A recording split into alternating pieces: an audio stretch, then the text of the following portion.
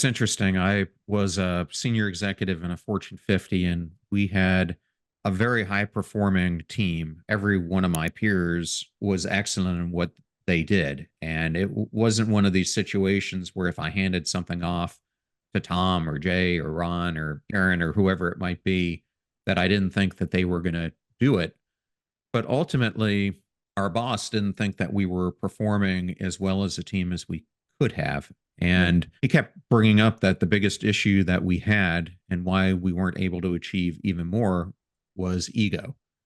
And it's interesting because when you're in that situation, and I'll relate this to what you were just talking about, when you hear that, it's so easy to look at the other people in the room and say, oh, Tom is doing this or Karen is doing that.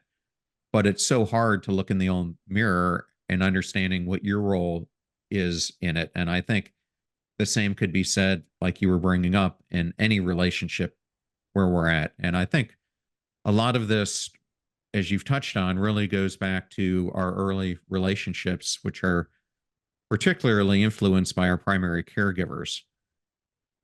How do you recommend adults who may not have had ideal early relationships can work towards creating the conditions where they can form them later on?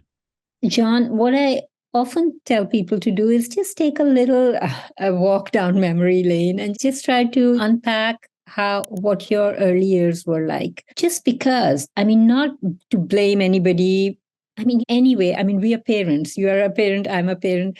Perfect, secure attachment, perfect parenting is a very tall order. We'll never get it right. I mean, we are human beings as parents as well, and our kids grow up in this world where there are so many influences on them, especially in this day and age. So just go back as far as you can remember. Most of these stories that we carry are at a time even before we can remember. I mean, they were formed when we were between 1 and 3 years old. So, but even so, what you remember of yourself at 5 or at 8 would be similar to how your parents raised you when you were 1 or 3. And so just go back and just take so that you get an idea of the type of attachment style that you may have formed. And then read up on the different reactions that each of those attachment styles usually leads to. In my book, I talk about it. And just see which ones do you relate with. And you'll realize that in certain situations, you're relating to one of them. Other situations, you're relating to others. The mind is very complex. You never know what it picks up from the past and the kind of story that comes up and the reaction that follows. Just so you build that awareness and you can create a little bit of distance from your reactions and say, so this is the pattern that's playing out here. And this is what it's leading to.